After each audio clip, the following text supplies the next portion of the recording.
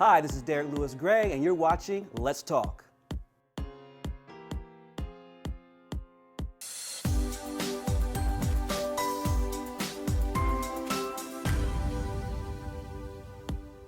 Hello, everyone, and thank you for tuning in to Let's Talk. I'm your host, Shannon Ramsey Floyd, and today I have the pleasure of interviewing my friend, editor, and producer, Derek Gray. Derek is known for his many projects, but some such as Letters from Sam, 25 Years, and more recently, Toll Booth. On this episode of Let's Talk, we will discuss with Derek how he began his journey as an editor and producer, the new season of Toll Booth, which we all cannot wait for, and so much more. So sit back, relax, and enjoy this edition of Let's Talk. So, Derek. Yes. How are you? I'm doing blessed, awesome, amazing, everything above. See? Doing good. Doing good. Well, first, I just want to thank you. Thank you for being here. You could have been anywhere else in the world with your extremely busy schedule, but you're stopping by today, and you assist us on the show too. Believe it or not, absolutely. He actually edits this show, so he's multifaceted, multi-purposed, multitasking. Yes. And you're here today with us. Love it. We get to talk to you, and our audience gets to know more about who you are. So just give everyone a brief introduction of who Derek Gray is. I am a writer, father, husband, brother, friend. Just that loves to write. That's my purpose. Have you always written? Yes, I started writing as far back as 6 years old. I got sick as a child and was hospitalized for a long period of time. Wow. And to entertain myself, what I started to do was write these little stories and these short stories. But I didn't think anything of it, overall, as far as a purpose is concerned. But due to this, illness, I became somewhat of an introvert. I used to be an extrovert, very much, a loud kid, climbing trees and all that sort of thing. But once I got sick, it became a situation where I would be indoors, didn't want to go out, and I would utilize these ideas in my head as ways of entertaining myself. And then I've been writing ever since. Before I knew it, it almost became bigger than myself. So I always look back on like those type of things happen for a reason. Wow. To lead you towards what your true calling is. So we know it's a God-given gift. But as you've grown and as you've, met people on the way, who would you say, as an editor, as a producer, that has inspired you? As far as writing, believe it or not, my first inspiration was Eric Jerome Dickey. He is a novelist, great books like Milk and My Coffee, Friends and Lovers. He actually has a film coming out too. His first produced film by Boris Kodjoe is directing it. But anyway, he inspired me because his writing was just like about everyday people. And at the time, my writing had become very streamlined. Like, it always had to have a moral. It always had to have this. But it lacked that substance, that body that I think is important. So if you want to talk about morals and inspiration all day, every day. But it has to have a story that draws people in. And Eric Jerome Dickey has a very amazing way of talking about things that are matter to society, but at the same time inspiring us, creating those, he didn't, no, she didn't moments. Yeah. Did you read chapter 6? So as I begin to write, my main thing has been on TV shows, like especially like with Toll Booth, for example. Oh my God, did you see episode 5? Oh, I believe she did not do that, and that's been my inspiration. Yeah. So I know you read a lot. What do you watch? What are you watching right now? Ooh, what I'm watching right now. Well, I've always been big on Game of Thrones. That's I'm one of those. I'm a Throner. Yes. Thrones is awesome. Love the Thrones. I might need Game of Thrones therapy after this. We might all need that. It's over, and what are we gonna do? Yeah, criticize it. No, but that's what people do. Like Game of Thrones. I love Game of Thrones. But all my favorite shows are going off the air. Big Bang Theory just went off the air. Yeah. I love that. And drama. Yeah. I'm just a big fan of drama and action. Has always been things that I watch on a regular basis. And I'm the type of person, I'll watch the DVDs of old shows. Yeah. 24, stuff that pretty much is not I like anymore. 24 too. Yeah, those type of things. Who would be your ideal, because, for some people, they may know this already, but you're a writer, you're a producer, you're also a director. Yes. So who would be like your ideal actor, actress to direct, or have you done that already? Oh, no. My ideal person I would to direct would of course be I think Denzel Washington or George Clooney, believe it or not. Wow. I like the thought process behind, which most actors do this, but the way in which Denzel Washington has kind of veered into the inspirational sector, Yeah. I've noticed. Yeah, he's Starting with a definitely lot of transcended his career. exactly, Yeah. especially with a lot of his motivational speeches on colleges and things of that nature. So I like his mindset. I like the fact that he was looked upon as an underdog in the beginning, Yeah. and he shares that moment. Yeah. I really look into, I really connect with that. Yeah. Because that's what I felt, I feel that story, I feel was almost like my story, especially when he talks about, almost failing school and Yeah. finding his calling, or his calling found him. Yeah, I So think he said he had like a 1 point something GPA. 1 point something, and he was like, he may not have to come back, they're about to kick him out of school, and he just yeah, stumbled upon. Yeah, I listen to him a lot too, and I Yeah. play it in the morning for my boys when we're riding to school. That's I actually right. play his speeches, so I'm definitely a fan of Denzel. Yeah. So let me ask you this. Being someone that, does movies and things like, what is it in a person that like lets you know that you want them to be in your piece, or you want them to, work on something you're doing, or what is it about a person? What are you looking for Yeah. when you're casting, things like that? I've been blessed to work with a lot of talented actors and actresses. Your sister being one of them. Yes. Yes. Cheap plug. My cheap sister, plug, Ashley yeah. Ramsey, and my brother. And your Frederick brother. Ramsey. I have been Yes. blessed to work with a lot of people, such as an Ashley Sam Ramsey or an Honor Drew, people who are just easy to work with. Yeah. Good spirit, and flexible. And it's important, especially with independent film. Yeah. I'm just getting to a point in independent film where I'm able to pay actors.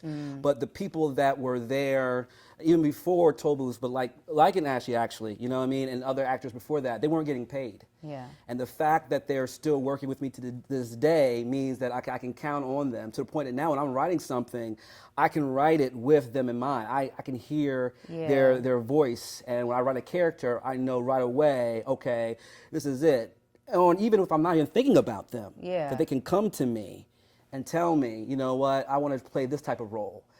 We have that type of relationship. So people that you can definitely work with, and they don't make it work. I've worked with actors where I dreaded working with them because they're just so hard to work with. I don't think anybody in the business is at any point where they need to be a person that no one wants to work with. You've got to Yeah. have that even keel personality. Yeah. What people don't know, though, is that Derek and I worked together years ago. Oh, yes. And do you remember? Yes. We did a song Soundtrack. and a music video, Yeah. Love Me for Life. Love me for life. So here we are, and I won't hurt no more, I won't beg no more. For the words I want you to say, that you love me for life. You wanna make me your wife. You won't try to pacify, put our love aside, and we'll make things right. I don't know how long I can hold on. We didn't know what we were Preach. doing, but we No. did it, and Yeah, and it's something that it's one that I can't watch, not the music video, but the movie. I can't Yeah. watch it. I have several copies of it. I can't watch it, but I'm not ashamed of it, Yeah. if it makes sense. I can't watch it because I know better. But had it not been for those moments, Yeah. I wouldn't be where I'm at. Every film or every project I've done, I've learned something from it and it's brought me to this next level. I believe they're all trials. So even once you know your purpose, you all have to go through trials. Absolutely. And once you achieve those trials and you exceed a goal, then it's on to the next trial to get you ready for the next step. So, Absolutely. yeah, Twist of Fate was the film. I cannot watch it, but I learned so much from it. well, Learned what I not to had do. fun, and I was honored to work with you on that project. Yeah. I do understand what you mean when you say you're not ashamed of it, but some things you just don't want to relive. I can't relive that. So tell us about PUP, because Pup, yes. yes, tell us about PUP. Positive uplifting programming. So I wanted to do something where I could influence art of, again, going back to what we talked about earlier, creating the positive atmosphere, but stories that people would want to watch. Yeah. So out of that, I'm doing a couple of different projects under the Positive Uplifting Programming platform. Such as 100 Everyday Stories, where I'm going around interviewing 100 people within 365 days to interview 100 people, talk about their stories, what has led them to their inspiring moments or their tragedies and their joys, all the stuff in between. So that's going to be coming out this fall as a documentary, but each episode I'm going to showcase one individual, everyday person. The Derek Lewis Gray Presents, where I'm going to be doing a new short story each week. Cool. Just like 10 to 15 minutes, and also go behind the scenes of that short story to show inspiring filmmakers what to do and what not to do. So how do you know when a project is a success? Like, what is it that you see in it that just lets you know, like, this is it? It depends on what you call success, but at the same time, it's like a gut feeling on what you know when it's in alignment. Like, I knew the last season of Toll Booth was going to be a success. Because with the story, it was there. The story was there. You got the right type of people around you, crew, and it's just something that you feel. You feel it, the energy. You feel it. It's kind of like when you have you've made every mistake possible, and you've kept that in mind when you do something. Yeah, it's just it's just a gut feeling. There's just certain stories that that this is it. So, tell us a little bit more about what we can expect from Toll Booth in the new season that's coming up. Yes. Woo! We're excited about it. Yes. Well, when the season ended, we left at a lot of places where we've introduced a new villain with Elise Breuer, who has come in to completely shake the world of Waterview. So we're going to dig more into her character. We found out that she's been hiding her sister in her house, drugged up. So we don't know what's going to happen with that. And then, of course, the relationship between Walker and Maya, which is the centerpiece of our show, their relationship is going to hit a new peak. We're finally going to try to get those two together. Hopefully, but there is of course, going to be some things blocking their way. With the will they, won't they? Yes, the will they, won't they of Maya and Walker. So that is definitely what's up on what's coming up. All right. So, out of the people you've encountered, are there any actors or actresses we should be looking out for? Ooh. Yes. Well, a lot of people. Christine Guerra, you'll be seeing her this fall on Letters from Sam. My first rom-com, first feature film in quite some time. And Jeff Haverstock, Ashley Sam Ramsey, Honor Drew, Oscar Gary Jr., doing his thing in New York. You might have seen him on Bull on CBS recently. So it's, man, I'm just excited. I'm blessed. The hardest part of just hoping that people come back, but the thing I've been blessed with is that they always come back. So it must mean I'm doing something right, because these are people who are, going out there, getting jobs in New York, getting jobs in LA, but I call them up and they're there. So that's a blessing. I was going to say, you work with a lot of very talented people. Yeah. I mean, you guys really have a good thing going. Yeah. I enjoy watching your pieces. I enjoy the content. Sometimes people just watch things for the drama. I like to hear the lyrical content, and I like to hear what you're writing. I like to hear what type of conversations that the characters are having. Right. Creating that truth and that false reality. Yeah. So I definitely enjoy it. Thank you. And I think your public saying that too. I think people are really can't wait to tune in. Right. Yeah. I love hearing the comments, seeing the comments. People saying they're addicted with it. I just start watching it. Yeah. And that's why we're just trying to get more and more people to know about the show, because, in the social media world that we live in, if you're not bringing in the views, that's the big point. Yeah. So that's why we're trying to get more people to come over to Toll Booth, the series on YouTube, so that they can come see the show. Yeah. What advice would you give someone who's an up-and-coming producer, writer, director? Yeah. Not being afraid to start. Yeah. I waited a long time to start doing it the way I'm doing it now. I could talk to you about stories about, when I was 6 years old, I started writing and all this stuff.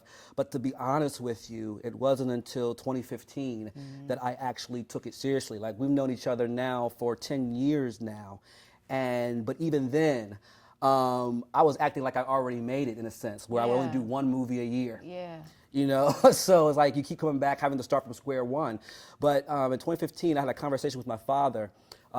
This is right before he passed away, Yeah. and I am talking to him and he was in rehab. And unbeknownst to us at the time, we didn't know that he had a month left to live, right? Wow. So I'm talking to him, and what he's talking to me about is all the things he wanted to do. He wanted to be a professor, but he always felt that he wasn't good enough. Oh, I don't have, but he had all the qualifications. Yeah. He said, when I get out of here and I get better, here are the things I'm going to do. Yeah. I'm going to do this. I'm going to do that. I'm going to do this. I might write that book. A year later, he's gone. That did something for me. Yeah. In a major way. Yeah. I realized that all this time I was doing the same exact thing my father was doing. Wow. And when he was talking to me, he didn't say stuff like, man, I tried to become a professor, but I failed, or I wanted to write that book, but it didn't sell. His regrets were the things he didn't do. And at that moment, I think that's one of the last gifts my father gave me, was putting me in that situation. Because at that time, I always waited until I had enough money. I always waited till I had the exact, perfect storyline. Right. But now it's like since 2015, if people have know my work since then, I'm coming out with something each month, each week. And I won't stop, because it's a matter of anyone who's inspiring to become an actor, producer, director, writer, you have to be able to make those mistakes, because those mistakes are what makes you a success. Yeah, I agree with you. I totally agree. I think sometimes we feel like we have to have it all together. Right. And that's the falsehood of that. You don't have to have it all together. No, you just have to have it. You just have to have And it. if it's yours, you have it. Absolutely. I completely agree with you. Do you feel like you're in your purpose? It sounds like you do. But I want to ask you, do you feel like you're operating in your purpose, and how important is that for you? It's very important for me, because, and yes, I feel like I'm operating in my purpose, because I feel I'm in the zone. Yeah. Now, I feel that I am spiritually and motivationally in that zone of can't be outworked, can't be stopped. This is the direction that I'm going. Yeah. And that's very important, because if you don't have a direction, it's like Mondays now, I'm not dreading Mondays. Mondays, I'm like, okay, yes, because on weekdays I work on my feature film. Yeah. On weekends I write. So I wake up every day with like, okay, I'm gonna write today. I'm gonna come to the Let's Talk set today. Monday, I'm going to continue my color correction on Letters from Sam. That is my thing, because it's my job. I feel my purpose is really to allow people to escape from concern. I think the Buddha said something similar, that every person's life, the goal of life should be to take people out of suffering. So that's what I'm doing when I'm writing. It took me a while to figure out my purpose, because you think, okay, I'm just writing fiction. But no, what you're really doing is those people who tune into YouTube are really saying to you, oh man, I love your show. Yeah. I'm allowing them to escape from concern and suffering based upon whatever 30 minutes to an hour that they watch the show, their escapism. So that's my purpose. And it sounds like it's your ministry too, you know? You definitely, spiritually, I mean, I'm connecting with the spirit with that. It's good that you know and you understand that you're in your purpose. Yeah. It's great that this isn't just a job for you, but it's your ministry. Because I feel like, as vessels, that's our duty, is to assist people to, at least experience some happiness, some grace, some peace, some love, something, at least through what God's given us to put out, Absolutely. So I thank you for, sharing that. That was definitely awesome. So before we let you leave the Let's Talk stage, as we do with all of our guests, we always have a little game that we play. Today, Mr. Gray. Yes. Your game is pick your favorite. Woo, okay.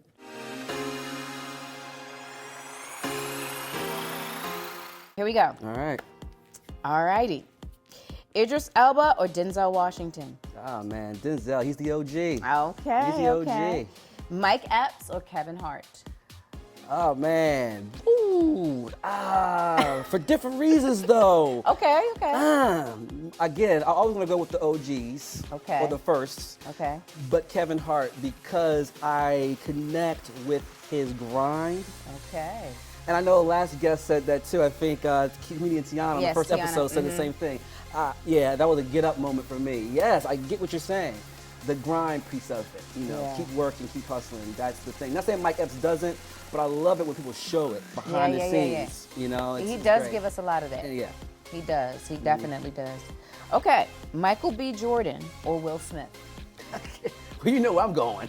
The OGs. Will Smith is also, he's in the trajectory as far as that, you know, inspirational, spiritual Yes, he is. thing. Yeah, for The sure. stuff that he spits too is like, yes, I get you. Yeah, I see you, Willard. You listen to his stuff on YouTube. Yeah, his speeches YouTube, and IG. his inspirational quote. Yeah, Yeah, absolutely.